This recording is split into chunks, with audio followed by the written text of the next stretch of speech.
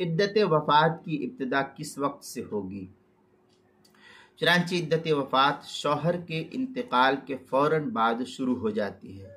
इसमें तजहीज़ व तकफ़ीन या दफन होने के वक्त का एतबार नहीं किया जाएगा।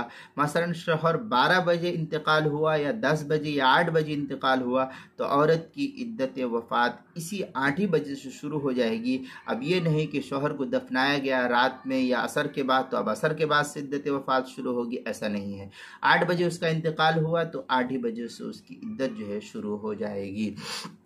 दुर्र मुख्तार के अंदर है